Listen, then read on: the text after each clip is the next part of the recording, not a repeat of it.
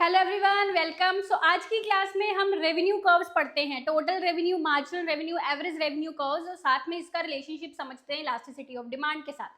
काफी interesting topic है, और चाहे आप UGC net economics, PGT, set economics, lecture, assistant professor economics की तैयारी कर रहे हैं, तो ये बहुत इंपॉर्टेंट कंसेप्ट है। इससे अक्सर ही एग्जाम में क्वेश्चन पूछा जाता है, तो पूरी वीडियो एंड तक देखिएगा। नए आए हो चैनल पर तो सब्सक्राइब कर लीजिएगा। इकोनॉमिक्स रिलेटेड किसी भी एग्जाम की तैयारी कर रहे हैं तो अभी चैनल सब्सक्राइब कर लीजिए और एप्लीकेशन हमारी डाउनलोड कर लीजिए। यूजीसी नेट इकोनॉमिक्स का लाइव बैच चल रहा है हमारी एप्लीकेशन पर, और इसके अलावा set, PGT, lecturer, assistant professor economics के तमाम कोर्सेज अवेलेबल है with best guidance, best resources, best faculty and highest success recording UGC net economics. ठीक है जी, तो चलिए रेवेन्यू कर्व्स मेरे साथ साथ बनाइए ये कर्व्स।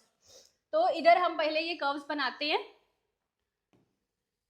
ये देखिए, सबसे पहले मैंने एक टोटल रेवेन्यू कर्व बनाया है कुछ इस तरह से, टोटल रेवेन्यू कर्व। ठीक है जी, टोटल रेवेन्यू कर्व, और नीचे वाली डायग्राम में मैं यहाँ पे बना देती हूँ एवरेज रेवेन्यू एंड टोटल अपना मार्जिनल रेवेन्यू कर्व। अब क्या है कि ये ना जहां पर आपका मैक्सिमम होगा, पर एक मिनट, हम ऐसा करते हैं, नीचे वाली डायग्राम में टीयर बनाते हैं, ऊपर हम, द रीजन बीइंग कि वो नेगेटिव वाला केस फिर नीचे आपको ठीक से दिखेगा नहीं। जहां पे टीयर आपका मैक्सिमम होगा ना, है ना, इस पॉइंट के पूरा ऊपर है, चले जाइए, मार्क कर लीजिए इस पॉइंट को। ठीक है, तो आपका जो एमआर कर्व है इस तरह बनना है कि ये जीरो आएगा, एक्सिस को टच करेगा एमआर कर्व। ठीक है, एमआर एआर दोनों डिक्लाइनिंग इस तरह से हम बनाते हैं दोनों को। ठीक है, MR AR curve negatively sloped downward sloping curves, और टीआर कर्व आपका इस तरह से बनता है टोटल रेवेन्यू कर्व। अब जो आपका एआर कर्व है, AR curve is a demand curve basically. ठीक है, एआर कर्व मेरा क्या है, डिमांड कर्व होता है। यहाँ पर ये पॉइंट मैंने लगाया, तो ये आपका जो है एवरेज रेवेन्यू कर्व बनेगा। अब जब हम अपने मार्केट स्ट्रक्चर्स पढ़ते हैं, उसमें क्या है कि जैसे परफेक्ट कंपटीशन में ये कर्व्स जो आपके हॉरिजॉन्टल होते हैं, जब मोनोपोलिस्टिक की तरफ चलते हैं तो ये डाउनवर्ड स्लोपिंग कर्व्स होते हैं। यही अगर हम देखें मोनोपोलिस्टिक में तो ज़्यादा इलास्टिक कर्व्स होते हैं, ये मोनोपोली में थोड़े कम इलास्टिक होते हैं। वो सारा आपका मार्केट स्ट्रक्चर वाला क्राइटेरिया चला गया, वो अलग क्लासेस की बात है। अच्छा, इस क्लास से पहले मैंने एक क्लास ली थी कॉस्ट कर्व्स और प्रोडक्शन कर्व्स पर, आई होप आपने देखी हो, नहीं देखी होगी तो वो भी जरूर देख लेना, सारे कर्व्स एकदम आपके दिमाग में छप जाएंगे। ठीक है जी, तो ये हो गया।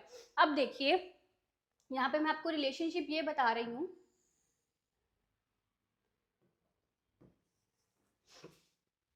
कि जहां पे ये जो आपका एयर कर्व है ना, that is basically demand curve, और जो आपका डिमांड कर्व होता है, डिमांड कर्व का जो सेंटर होता है, सेंटर है ना, वहां पे सेंटर में जो इलास्टिसिटी ऑफ डिमांड होती है, डिमांड कर्व के सेंटर में इलास्टिसिटी ऑफ डिमांड कितनी होती है, 1 के बराबर होती है, राइट, 1 के बराबर होती है।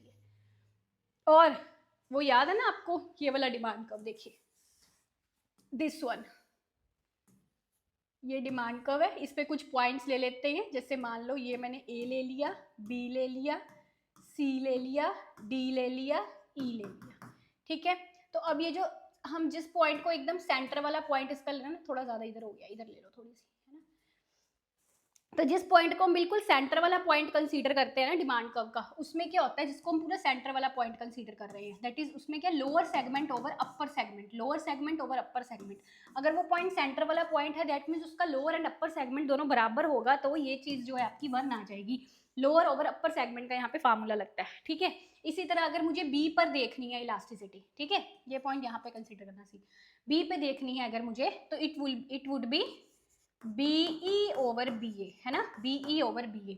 अब जो बीई है वो बीए से बड़ा है कि नहीं, तो इलास्टिसिटी ग्रेटर देन 1 आएगी जब न्यूमिनेटर डिनोमिनेटर से बड़ा है। इसी तरह अगर मैं देखूं यहाँ पे डी पे इलास्टिसिटी, तो डीई ओवर डीए, यानी कि अगर मैं डीई ओवर डीए, तो मेरा न्यूमिनेटर छोटा है, डीई छोटा है और डीए बड़ा है ना, तो ये आएगी आपकी लेस देन 1। इसी तरह अगर इस पॉइंट पे इलास्टिसिटी हम देखें, ई पॉइंट पर, ई पॉइंट पे क्या आएगी, ई पॉइंट पे नीचे कुछ भी नहीं है और ऊपर ई ए है, तो ये 0 आएगी, यहाँ पे आपकी इलास्टिसिटी 0 आएगी, यहाँ पे लेस देन 1 आएगी, यहाँ पे सी पॉइंट पे जो सेंटर वाला पॉइंट हम ले रहे हैं वहां पे इक्वल टू 1 आएगी। ठीक है, और देखो मेरी मेजरमेंट वो हो सकते हैं क्योंकि उसने हैंड से डायग्राम बनाया है, ठीक है, आप ये चीज समझ पा रहे हो ना कि सी पॉइंट यहाँ पे मेरा मिड पॉइंट है और यहाँ पे ये वाला पॉइंट मेरा मिड पॉइंट है, थोड़ा सा डिफरेंस जो है कम ज्यादा हो गया, वो दैट्स द मेजरमेंट बेसिकली, है ना। पर क्योंकि मैंने हाथ से बनाया, that's you have to understand that this point is a mid point basically, ठीक है। तो अब अगर मैं ए पे देखती हूँ तो that would be A E over 0, यानी कि ये आपका इन्फिनिटी हो जाएगा, है ना। यहाँ पे that is perfectly elastic demand, यहाँ पे परफेक्टली इन इलास्टिक डिमांड जब 0 है तो, ठीक है। अब इसी तरह ये जो कर्व है, ये कर्व भी ऐसे ही बता रहा है कि ऊपर वाला जो इसका पोर्शन है, यहाँ पे आपकी elasticity of demand greater than 1 हो रही है। मिड पॉइंट की अगर मैं ऊपर चली जाऊंगी तो इलास्टिसिटी ग्रेटर देन 1 हो रही है। भैया कर ही देती हूँ थोड़ा सेट, ठीक है। ऊपर चले जाएंगे तो इलास्टिसिटी जो है वो ग्रेटर देन 1 हो जाएगी, नीचे आएंगे मिड पॉइंट के तो इलास्टिसिटी लेस देन 1 हो जाएगी, ठीक है ना। अब इन कर्व्स में आप जो रिलेशनशिप है वो समझिए।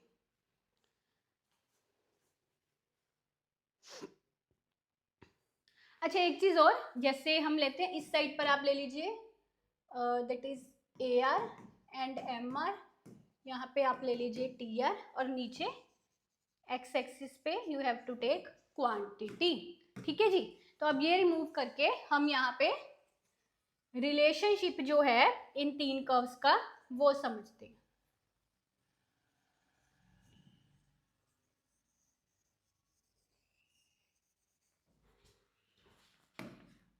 देखिए अब यहाँ पे हमको क्या समझ आया कि जब आपका टोटल रेवेन्यू मैक्सिमम है ना, उस केस वो केस है जहाँ पे इलास्टिसिटी ऑफ डिमांड 1 के बराबर है। एग्जाम में डायरेक्ट पूछा जाता है, टोटल रेवेन्यू मैक्सिमम है, वहाँ पे आपका इलास्टिसिटी ऑफ डिमांड 1 के बराबर है और उस केस में आपका मार्जिनल रेवेन्यू 0 है क्योंकि वो एक्सिस को टच कर रहा है, ठीक है जी। और एवरेज रेवेन्यू वही है, नॉर्मली डिक्लाइन हो रहा है, इलास्टिसिटी 1 के बराबर है।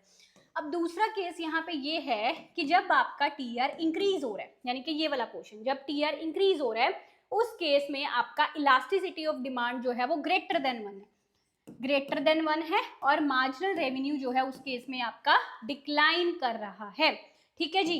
तीसरा केस है आपका जब टोटल रेवेन्यू डिक्लाइन कर रहा है, टोटल रेवेन्यू जब डिक्रीज कर रहा है, जब टोटल रेवेन्यू डिक्लाइन हो रहा है उस केस में आपका इलास्टिसिटी जो है वो क्या है, लेस देन 1 है, लेस देन 1 है एंड मार्जिनल रेवेन्यू आपका जो है वो एक्स एक्सिस को क्रॉस करता हुआ नीचे आ रहा है, यानी कि मार्जिनल रेवेन्यू आपका नेगेटिव हो रहा है।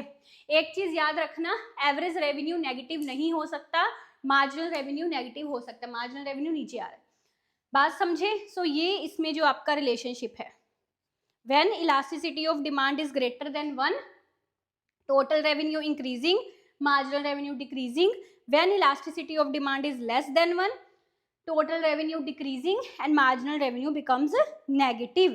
अब यहाँ पे एक बहुत इंपॉर्टेंट फार्मूला है जो आपको अक्सर एग्जाम में पूछा जाता है इससे रिलेटेड इलास्टिसिटी का, that is elasticity is equal to A R over A R minus M R. इनमें से आपको कोई दो चीजें दी हो, एक चीज निकालने के लिए बोला हो तो आप जस्ट वैल्यूज पुट करके यहाँ पे निकाल सकते हो, ठीक है जी। यही फार्मूला अगर आपको एम आर की टर्म्स में निकालना है, इधर उधर लेके जाके आराम से यहीं से ये चीज ड्राइव होगी, ठीक है। तो A R E minus 1 over E, और यही फार्मूला अगर मुझे ए आर की टर्म्स में निकालना है तो ऐसे बन जाएगा ई ओवर ई माइनस 1, ऐसे, ठीक है जी।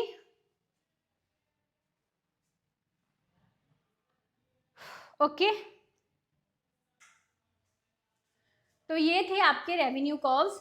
कैसा लगा आपको क्लास, मुझे कमेंट्स में ज़रूर बताना। इस तरह के और कौन कौन से टॉपिक्स पर आप क्लासेस देखना चाहते हैं ये भी बता देना। Best of luck, thank you.